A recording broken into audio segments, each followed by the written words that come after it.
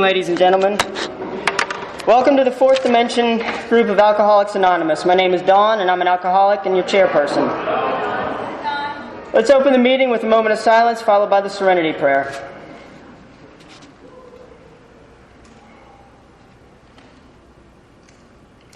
God, grant me the serenity to accept the things I cannot change, courage to change the things I can, and the wisdom to know the difference. For singleness of purpose, this is an open meeting of Alcoholics Anonymous. We are glad you're all here, especially newcomers. In keeping with our singleness of purpose and our third tradition, which states the only requirement for membership is a desire to stop drinking, we ask that all who participate confine their discussion to their problems with alcohol. Is there anyone present who is at their first meeting or in their first 30 days of sobriety? If so, please introduce yourself. We ask this not to embarrass you, but so that we may get to know you better. I'm Brooke, and I'm an alcoholic.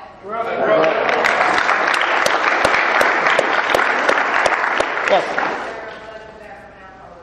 Yes, sir. Right. Anybody else? Oh. Hi, Carrie.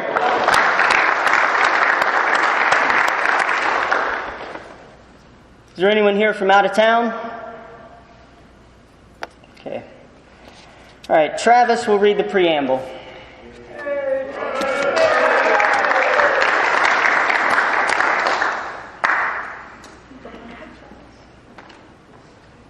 CAA preamble. My name is Travis and I'm an alcoholic. Alcoholics Anonymous is a fellowship of men and women who share their experience, strength, and hope with each other, that they may solve their common problem and help other alcoholics to recover from alcoholism. The only requirement for membership is a desire to stop drinking. There are no dues or fees for AA membership. We are self-supporting through our own contributions. AA is not allied with any sect, denomination, politics, organization, or institution, does not wish to engage in any controversy, neither endorses nor opposes any causes. Our primary purpose is to stay sober and help other alcoholics achieve sobriety.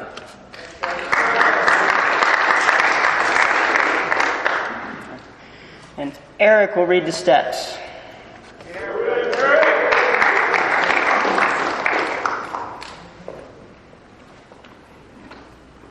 Hi, I'm an alcoholic. My name's Eric. Hi, Eric. Here are the steps we took which are suggested as a program of recovery. 1, we admitted we were powerless over alcohol, that our lives had become unmanageable. 2, came to believe that a power greater than ourselves could restore us to sanity. And 3, made a decision to turn our will and our lives over to the care of God as we understood Him. 4, made a searching and fearless moral inventory of ourselves. 5, admitted to God, to ourselves, and to another human being the exact nature of our wrongs. 6, we're entirely ready to have God remove all these defects of character. 7, humbly asked Him to remove our shortcomings. 8, made a list of all persons we had harmed and became willing to make amends to them all. 9, made direct amends to such people wherever possible, except when to do so would injure them or others. 10, continued to take personal inventory, and when we were wrong, promptly admitted it. 11, sought through prayer and meditation to improve our conscious contact with God as we understood Him, praying only for knowledge of His will for us and the power to carry that out. And 12, having had a spiritual awakening as a result of these steps, we tried to carry the message to alcoholics and to practice these principles in all our affairs.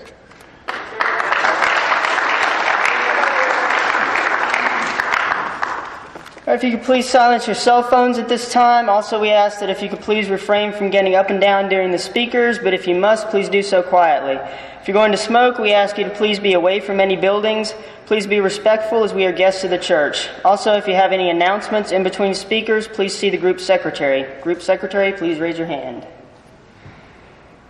All right, now I want to introduce the first speaker. This is Ray.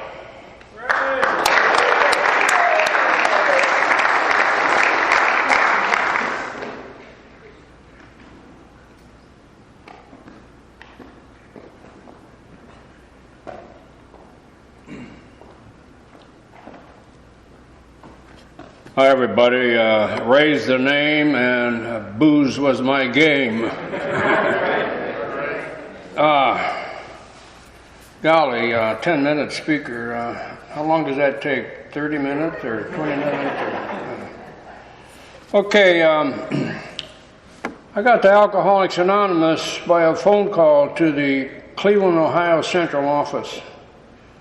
I didn't make the call, my wife did. And she handed me the phone, and the voice was on the other end was, "This is Alcoholics Anonymous. How may we help you?" I never heard that word before. My drinking career was either the hospital or the jails because I was a repeated car wrecker, mostly in blackouts. I didn't know when to quit. I quit when, I guess when I woke up, wherever, you know.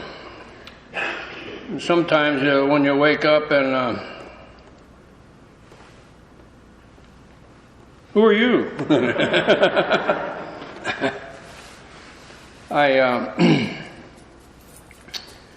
I guess my first meeting was February 3rd, 1966. And I won't tell you how many years that is, but it's a daily program, so that's 17,061 days today. But who's counting? No, it's 46 years and a few months. Thank goodness for Alcoholics Anonymous and the program. It turned my life around. And talking about the Fourth Dimension group, you know, the book says that we're catapulted, we're rocketed, and now we're trudging.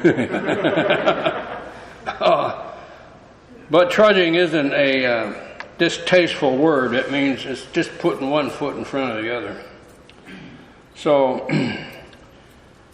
I sometimes they say, well, just do the next right thing, and I never know exactly what the next right thing might be, but if we do the next thing right, we don't have anything to worry about, you know.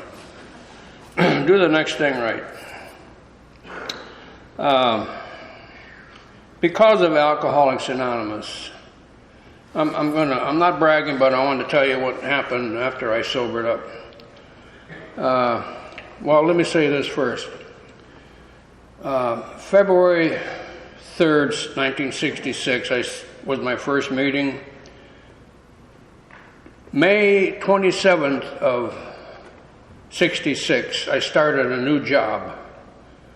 And I was fired from a lot of jobs. Actually, they said, we'll let you quit before we fire you, you know, because of my drinking. May 27th, I started a new job at one of the big three automobile companies. One, it's called General Motors. And I say this for a reason, because I never thought I'd have a job long enough to retire and get a pension and medical coverage and all that. I finally did it by staying sober.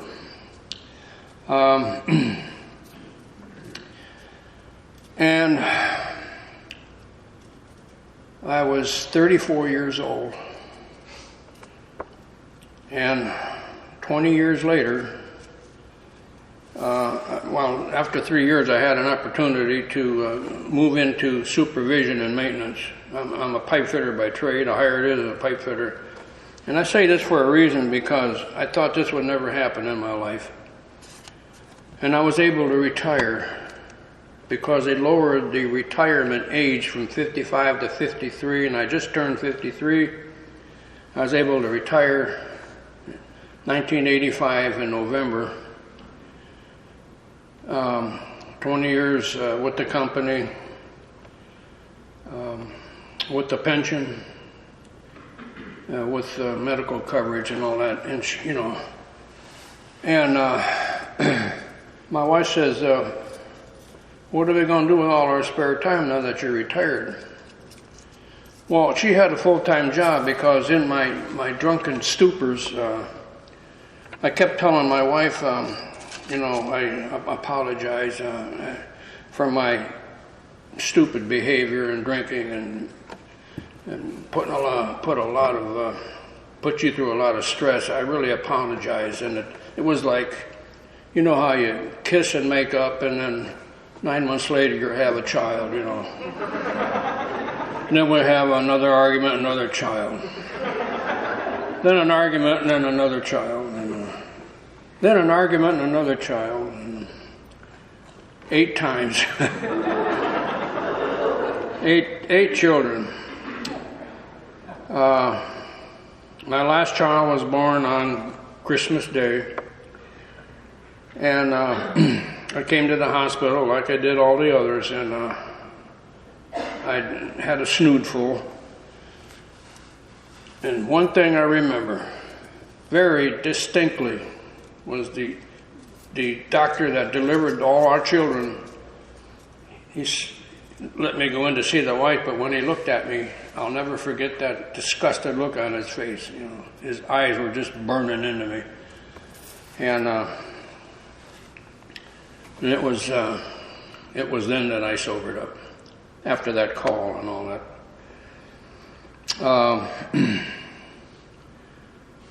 I'd like to talk about the benefits of sobriety.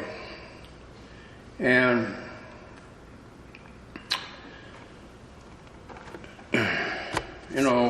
I could talk a drunk-a-log all night, but that's not the really important thing. We all have a drinking problem, or we wouldn't be here. After I got that job 3 years after I got the job and went into supervision, I had an opportunity to buy a farm. And we started raising animals, chickens, pigs, milk cow. And I had the bright idea, if we buy the bull calves from the dairy farmers, we can raise them for beef, So pretty soon we had a nice herd of beef.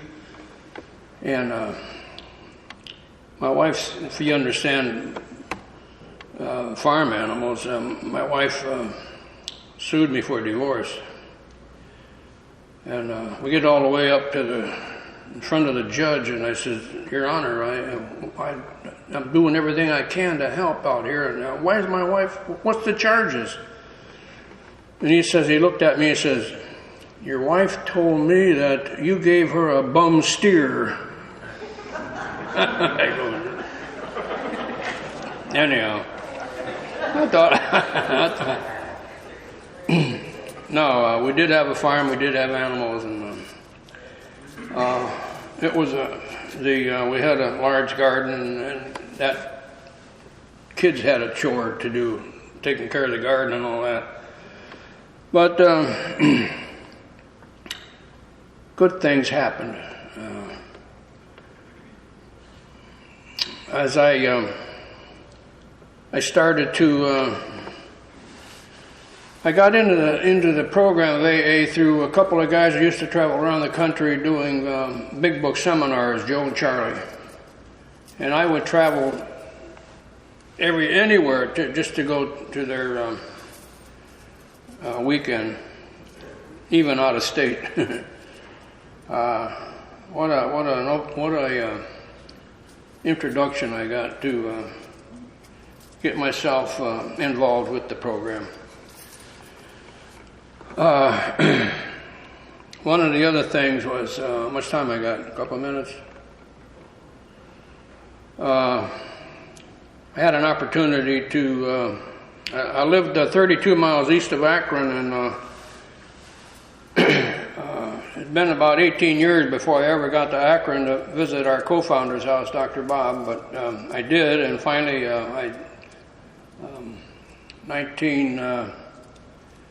1985 they purchased that house, and I decided that I wanted to help out, and I turned in a resume to become a trustee on the board of a group of people bought the house, okay? And I was able to be on that board for almost 20 years. And I retired voluntarily because I had been coming to Florida for the winter as a result of my father passing away. And I want to mention this because when my dad had the will all made out, and my youngest sister, the youngest of 5 children, my dad had made her the executor of the estate. She called me, and she said she noticed a change come over me because I was a disgrace to the family, really, with my shenanigans, my drinking. And she said, I want you to be the power of attorney in the estate. So as a matter of fact, I'd like you to be on as an executor of the estate. Oh, wow.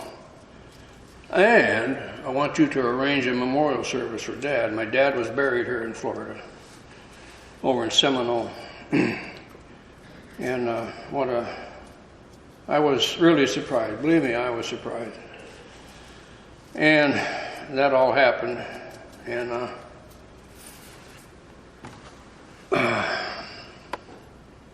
I couldn't believe all the positive things that were going on in my life. I wasn't perfect at being sober and being in the spirit, so to speak, but it took a while for that to happen, and I truly have a God of my understanding today, and it's spelled G-O-D, and He has done for me what I couldn't do for myself many times. I look back on it, and all the wrecks I had, I should be dead, but for somehow, the reason I survived that, we're talking some terrible accidents, and I'm able to get around without any too much problem.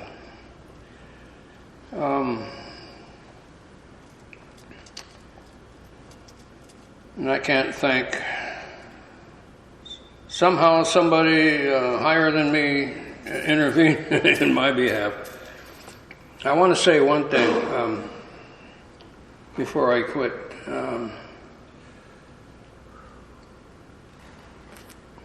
I had one accident where there's a sharp curve in the road, and there's before it crosses the interstate, and I'm coming home from work. This is before I started at GM. I was working in a suburb of Cleveland, and I'm drunk because there's a bar right across from where we work, and I knocked down a few before I went home. And somebody followed me home that night, worked with me. And right on the curve, this mailbox and this house, the old guy was coming out to get his mail, but his wife said, no, wait till that car goes by, because I was really speeding down the road. And what happened was I hit that mailbox and completely tore it out of it. And I over-corrected, and I backed over to the other side of the road and hit the bank, and my car started up, and the telephone pole and that guide wire, anchor wire, caught my rear windshield and the car went like this. My door opened, threw me out. And this thing went over and over and over. And there were no seat belts back then.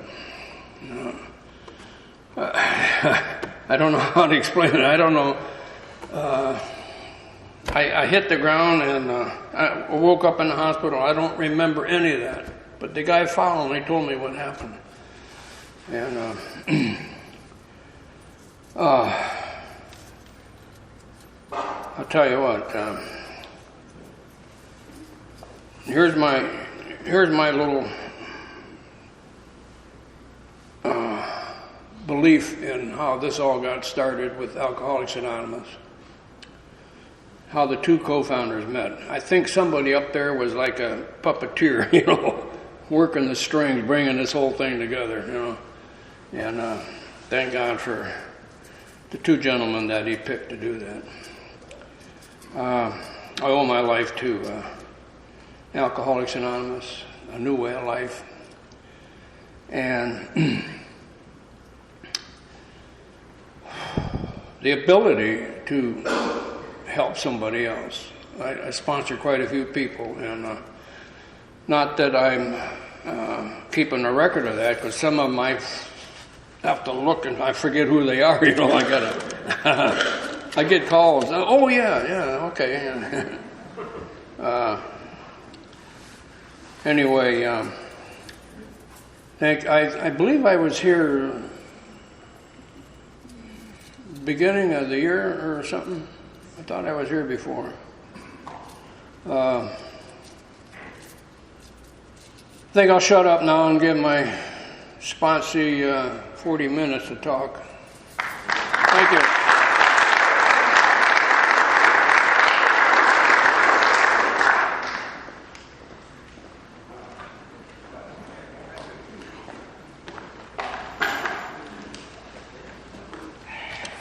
All right, thanks, Ray. All right, Sean will now read the traditions.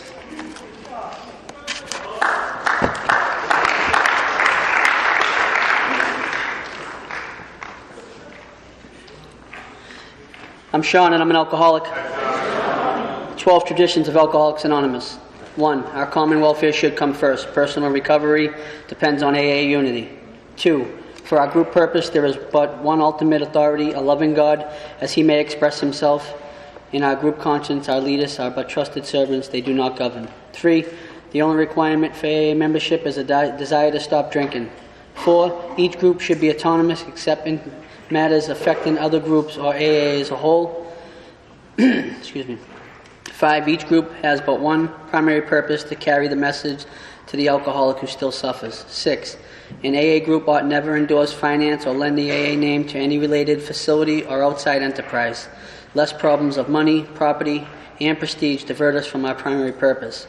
7. Every AA group ought to be fully self-supporting, declining outside contributions. Please put it in the basket. 8. Alcoholics Anonymous should remain forever non-professional, but our service centers may employ special workers. 9. AA as such ought never be organized, but we may create service boards or committees directly responsible for those they serve. 10. Alcoholics Anonymous has no opinion on Alcoholics Anonymous has no opinion on outside issues, hence the AA name ought never be drawn into public controversy. 11. Our public relations policy is based on attraction rather than promotion. We need always maintain personal anonymity at the level of press, radio, and films. 12. Anonymity is the spiritual foundation of all our traditions, ever reminding us to place principles before personalities.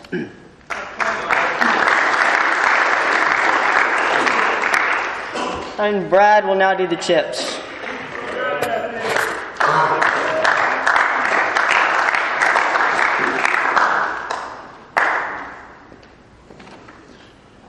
Brad, I'm an alcoholic. These chips recognize lengths of sobriety. If anyone's been wants to pick up a white chip, this represents 1 day. Now's your time to quit, because we like quitters here.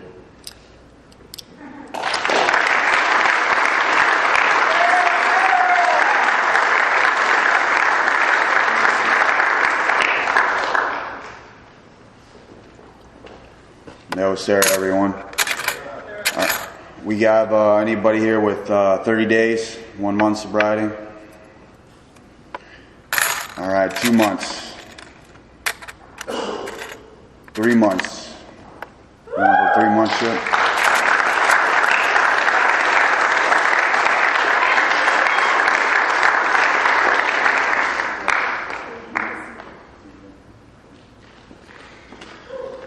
That was CJ, everybody. All right, 6 months sobriety. What about 90 days? Anyone been sober for 90 days?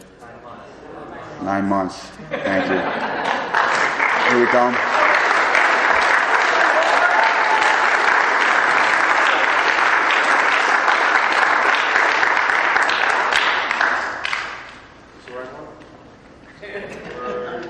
Yeah, Yeah, that's your color. All right, your multiple years. Here we go.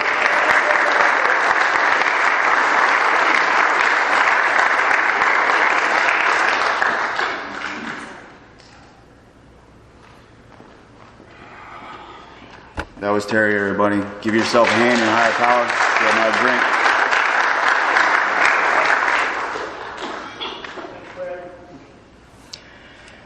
At this time, I'd like to introduce the second speaker. This is Mike Yu from St. Pete.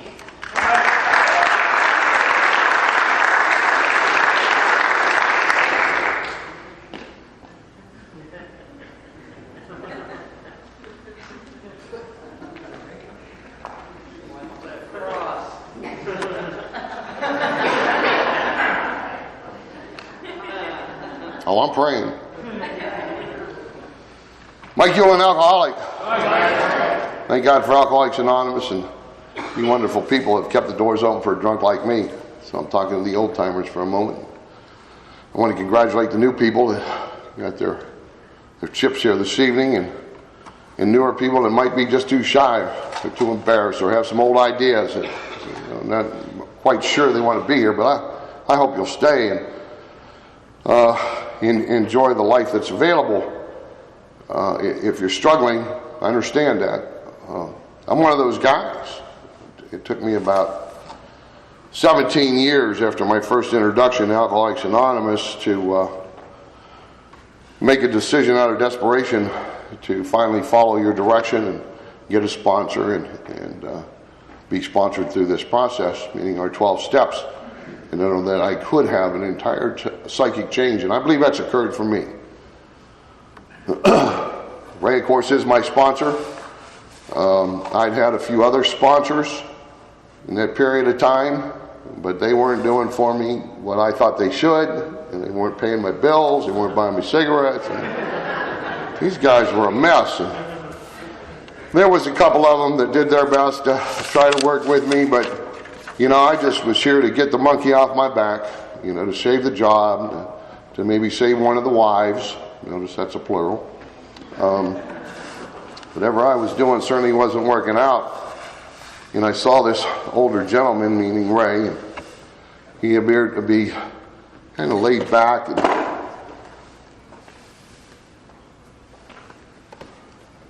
I listened to him when he commented at meetings, and I watched him. I don't know about any of you new people, but I'm a watcher. I don't really trust people. Of course, the life I was living, I wasn't running around with many trustworthy people either. When Ray got up here to tell his little joke, the first thing that went through my mind was, when I first met him once again, I really wanted everything he had. I wanted that calmness, I wanted that farm, I wanted that house down in Florida. I wanted it all. And after listening to him and spending more time with him, but I love him, and I really do. I'll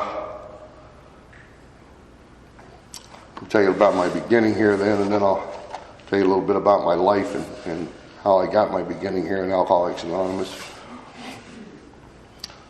Ray attempted to work with me in 1999. I got sober May 28th, the year 2000. And after going through this process, which only took a few weeks, I was attending the local meetings. Ray had already mentioned he had become attached to Dr. Bob's house, and he started gathering some of our history and would display it around the country. So I'd see him during the week, and then on the weekends he's gone again.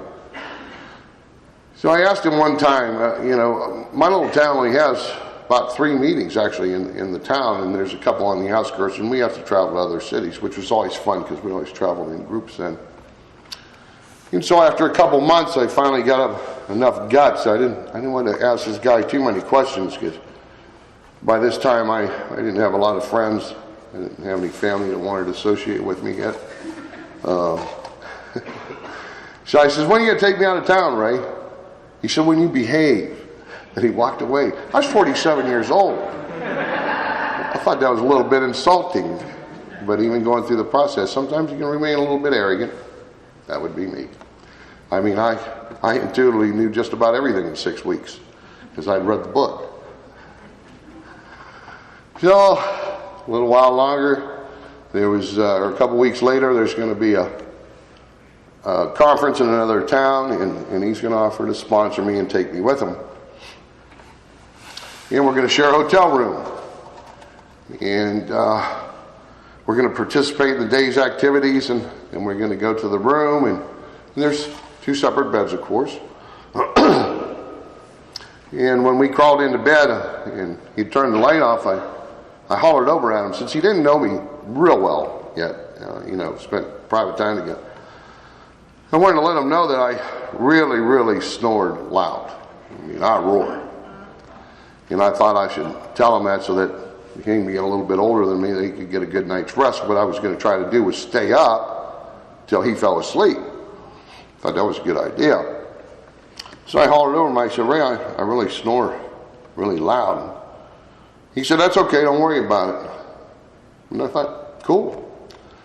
So I pulled the covers up around me, snuggled in, and then I heard something. I heard the springs moving over here. Then I heard a couple footsteps.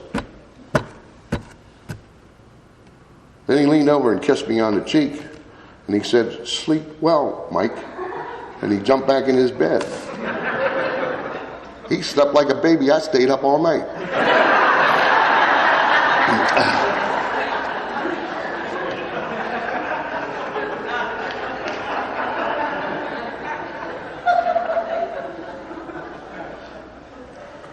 You see, I came and got this old man, and all I needed to do was get sober.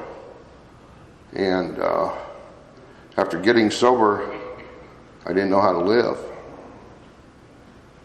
And so I really got a great deal. I didn't even want him as a friend. I just needed somebody to get me sober, and I could go about my business. And I didn't just get a friend, I actually got the whole family, all 8 kids. We've shared a lot of time together, and it's been truly a joy. It's been overwhelming at times that I could be at this much peace and enjoy being this comfortable with people of all ages, all backgrounds. But when I was born, I had the world by the butt. And that's because there weren't too many males in my family. Grandparents are alive, aunt and uncles are alive. I didn't know a lot of this stuff I'm going to tell you. It came out later on when I would do some inventories. So most of my life was a mystery till I got to Alcoholics Anonymous and go back and really review what really happened, what's really going on in my life. So for the first 5 years, I'm really in heaven. I'm being smothered with all the love and attention and Christmas toys. I like Christmas toys. And then there's going to be a little girl born, and she's going to have a multitude of handicaps. Before I was born, my mother had already had a miscarriage. My father was paralyzed. He broke his neck working. He worked for the city, didn't have insurance. Long story short, my family had difficulties medically throughout their whole life, and even after they died, there were still bills coming in, and you wouldn't know it. I don't know what normal is, but I can tell you they naturally live their life. It seemed natural to them to accept the challenges and walk through them together. I had a great example in my family as far as love and sacrifice. My dad was the kind of guy that when he was well, he never missed any work. He's a guy that's going to go to work with cardboards in his shoes in order to provide for his family. He would take a dime to work for coffee. If somebody bought him a coffee, he'd save that dime. When he got 10 dimes, he'd get $1. And I can recall a winter that the furnace had gone out. We were living in a housing project, and my mom was putting papers in the little furnace to keep me and my sister warm. My dad got home from work, said, "What's going on?" Said, "Well, we're out of money." And my dad says, "Well, I've saved a little bit. I've got enough to go get some kerosene. So he'd take his allowance and he'd give it back. Very principled man. He lived by his rules, and he expected us to do the same. They had a great religious background. They attended church regularly. I attended that same church, and as you see, I was afraid to even walk up the steps. I was an altar boy in that church till I was 18 years old, and I can remember making my first confession, and then we were given some penance, and the priest blessed you, and as I went to leave that confessional, he said, "I'll see you later, Mike." I just knew he was going to tell my parents. So from that point on, I'm not going to have too much association with that church, though I attended. You know, I was the daydreamer. And the grandfather spent a lot of time with me. He's going to pass away at 10, and I thought, where's this loving God now? He's the guy that's going to teach me how to fish and hunt and enjoy the outdoors. And so I got an attitude then, and that's when I started becoming a little rebellious, smoking some cigarettes and sneaking some beers. And of course, I can't tell you when I had my first drink, but I can tell you that they used it to put on our gums as a numbing agent for teething. And when you got sick, they would pour some bourbon and honey and tea in a cup and have you sip on it. Man, I still got a cough.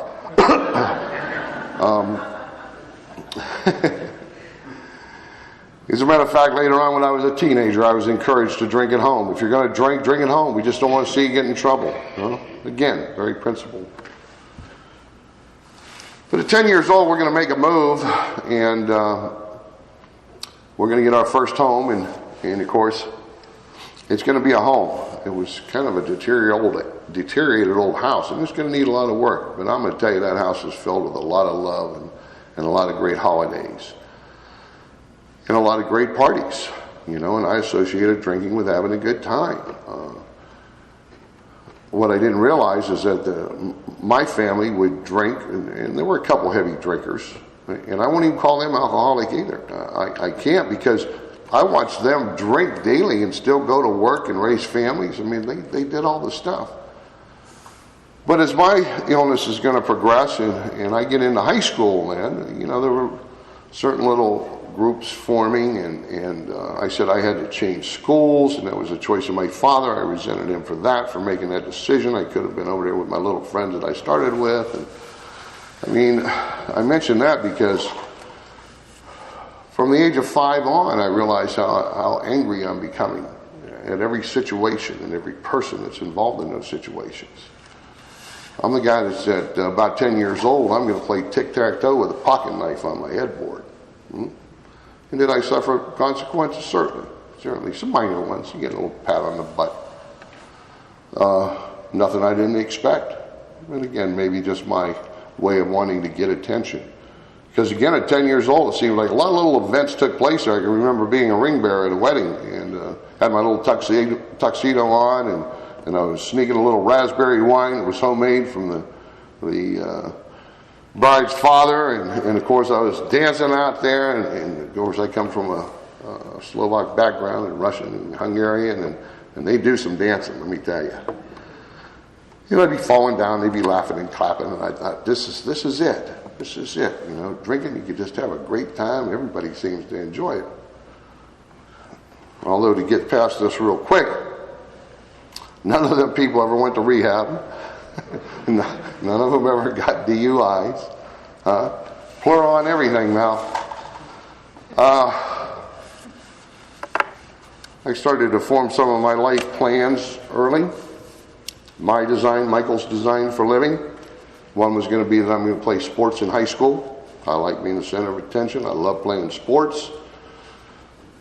As a result of a car accident on a bicycle, there was a bone tumor growing in my leg. At 15, they're going to find this thing, and I'm going to need a leg rebuilt, and that's going to knock me out of the sports thing.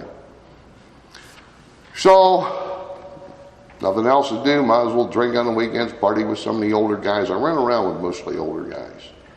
As a matter of fact, I was their practice dummy on the football field, because I I tried to train with them when I was younger, and it was quite a fun time for a minute, but I'd always get back up and take a beating. And I'm going to tell you, that's where even booze would knock me down. And same way, I'll get back up and I'll take a beating for a lot of years.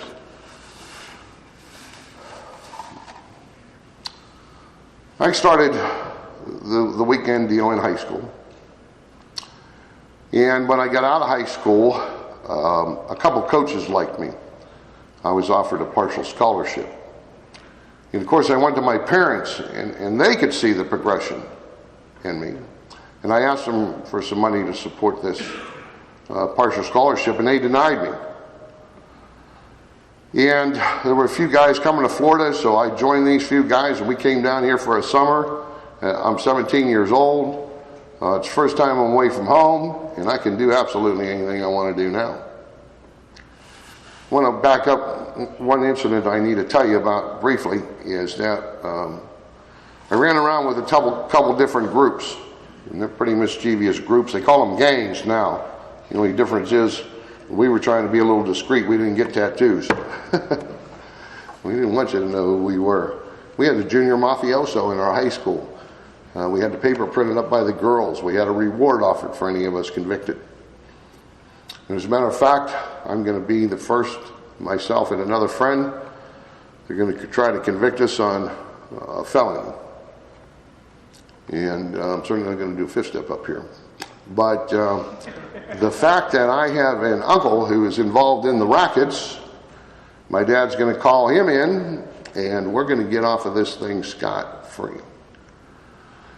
As a matter of fact, the man that's going to be the mediator between us and even the attorney and the judges, of which my family knows, my dad says, well, I want to make sure there's no record of this, because still there could be a record even later on in life that could come back. And he said, we told you there's going to be absolutely no record. Everything is taken care of, Joe. That was my dad. And of course, again, I had gotten in trouble a few times, and the line from my father, I said I criticized him for only having an 8th grade education. But the one time I got in trouble and all the police were at the house, and he told them he would take care of the situation, and of course we got a little physical, and the next morning, of course, that's after our Saturday night out. Sunday we go to church, Sunday we come home. I'll give you another example. My father, we sit down to breakfast. My mom would always make a big breakfast then. And he looked over at me and he says, that deal last night? And I said, yes. He said, well, you just embarrassed the whole family. And he says, you won't do that again and live in this house. Do you understand that? And I said, yes. So, again, just a demonstration that there were some rules and principles and morals and virtues being taught to me. Of course, I completely ignored them. So anyways, I get out of high school, and I said I got the DUIs, hadn't been to rehab yet. But come down to Florida, have a great time that summer. And I go back up to my area, and I know that I'm going to need some money to drink. I'm not completely stupid, so I get a job, and I happen to get a job at General Motors. Two guys that wouldn't mix. He's salary. I'm union. And thank God for the union, too, because I'm going to be on a hit list for 30 years. I was with some real mischievous people. And so, again, I'd always had my life plans. Maybe I'll consider going to school a little bit later. I can work a couple years. I can save some money. Sound like a good plan. I don't need my parents. I've already copped an attitude. I don't need anybody in my life. So then I'm going to get drafted. I work 2 years. I get drafted. I did save a little bit of money. Now, in all this trouble I get into, I'm going to get drafted, last of the draft, Vietnam War, and they're going to make me a military policeman. What a joke that was, huh? And I'm going to get into security, a crypto area first for coding, decoding messages during the war, and then I'm going to go on to guard a nuclear storage center. I hope we felt real safe in 72 to 74. Because we were moving a lot of bombs around then. I was an escort. So I got out of the service, went back to my high school sweetheart, and of course, I grew out fast. I was tall and thin. I loved to dance, but I never had much rhythm. The Catholic Church doesn't suggest contraceptives. They believe in a rhythm method. Go ahead and guess, huh? I see the girl. I get her pregnant, and I go to my parents, and of course they even try to discourage that. But I'm a little rebellious. I do what I want to do, and I married her. I did what I thought was the right thing. But you see, my illness has progressed to being a daily drinker now. And actually, I'm a binge drinker.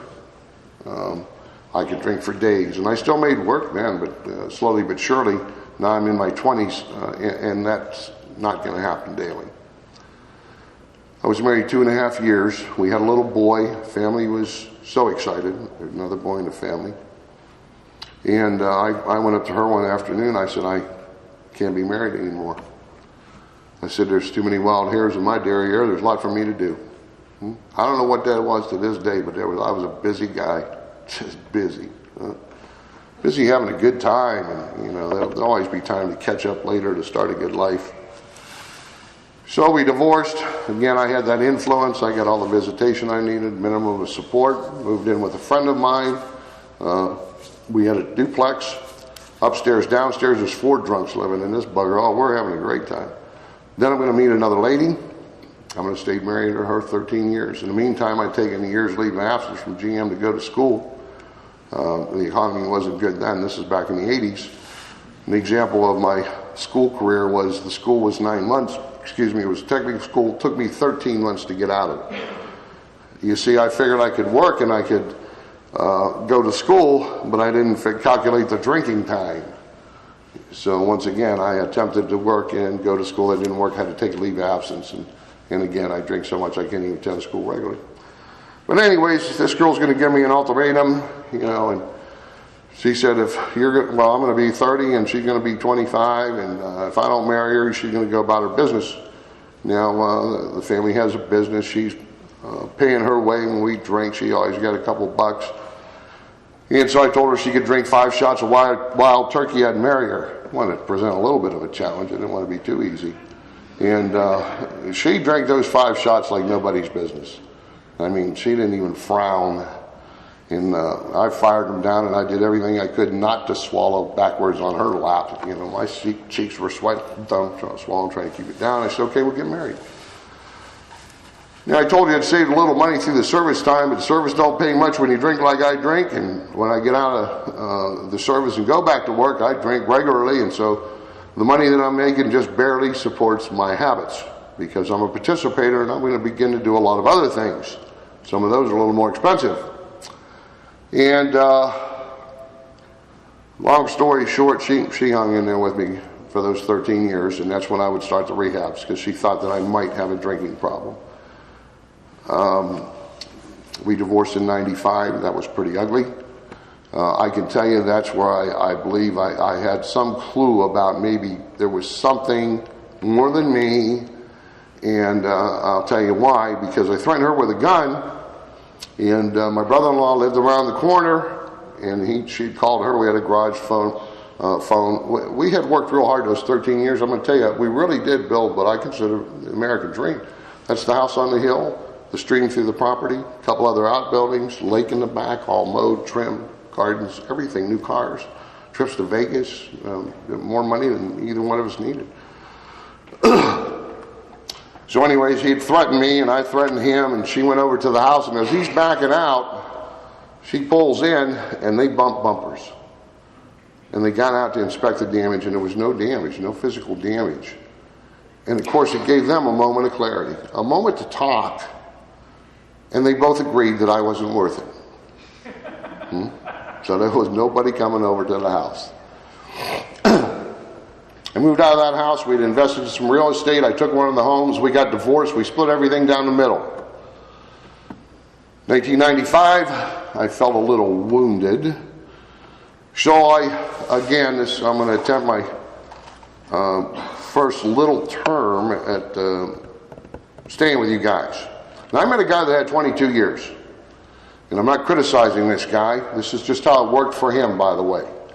But I knew that it probably couldn't work for me. And I'm going to go on and explain that. Because with 22 years, he made sure I went to meetings for 9 months. And in 9 months, I called my ex-wife. I'm going to make that amends myself. I already jumped down to the 9th step.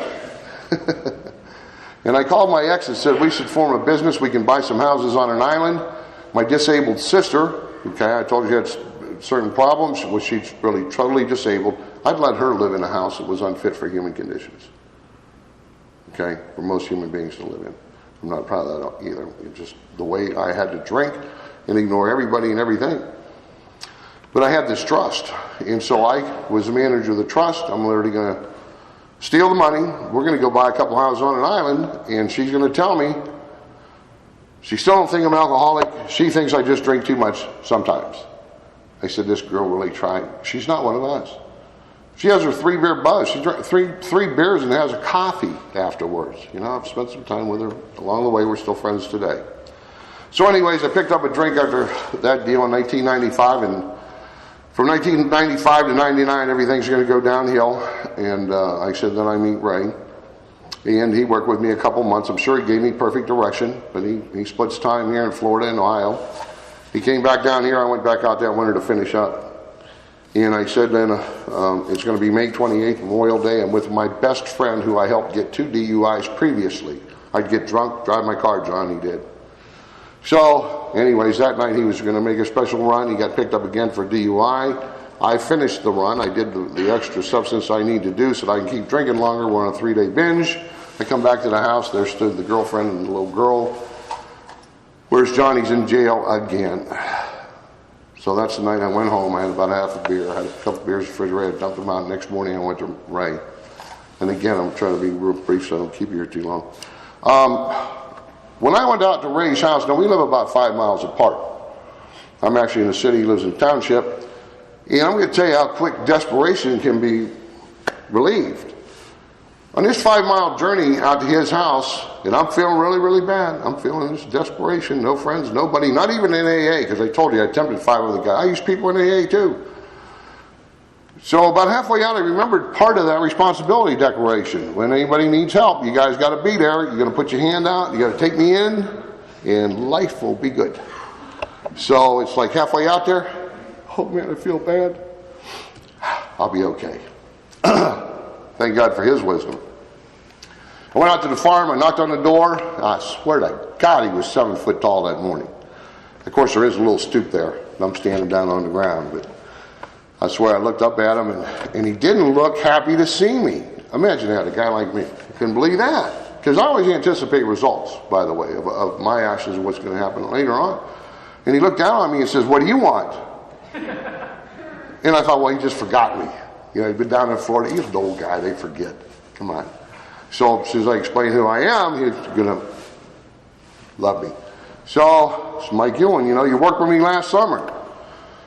Well, I know. So I figured, well, my butt's in a bind here.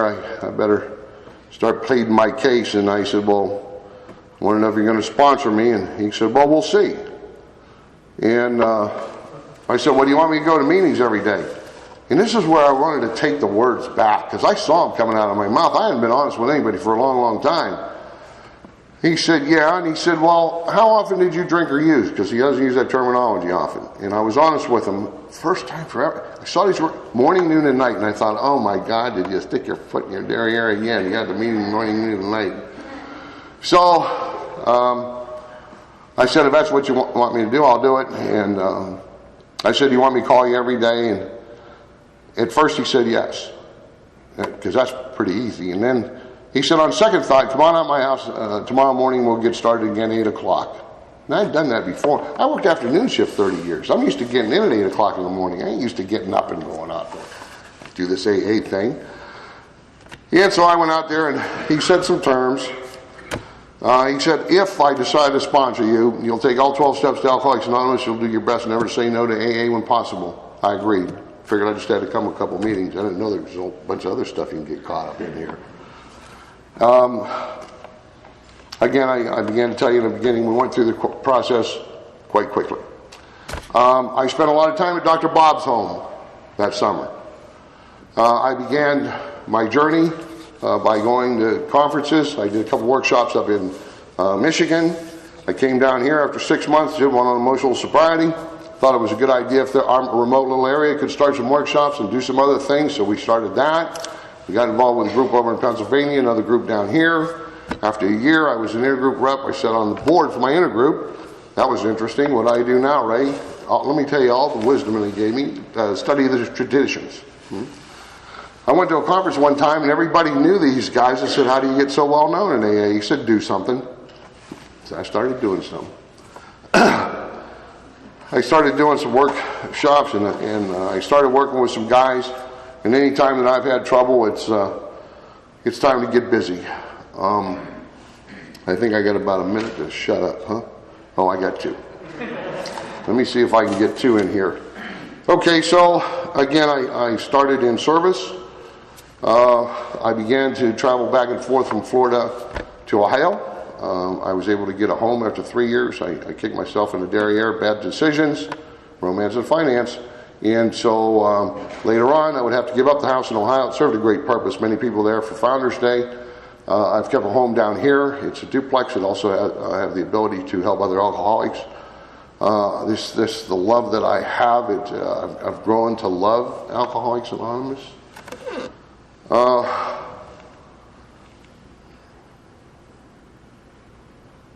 To wrap this up, the simplest way that I can describe this whole ball of wax is to truly become open-minded, to follow the direction of a sponsor. I turned my life over to my sponsor. He turned it right back after going through the process to God.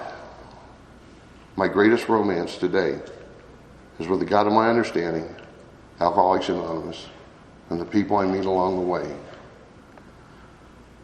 I do my best to take my turn here. I know that's the best I'll do. And because you've welcomed me and you've guided me, it keeps me excited. And if I didn't get time to share with you, hopefully somewhere along the line we will. Because I still believe when one alcoholic shares with another, the miracle happens. And I hope it'll continue to happen for you and it'll happen for me. May God bless us all.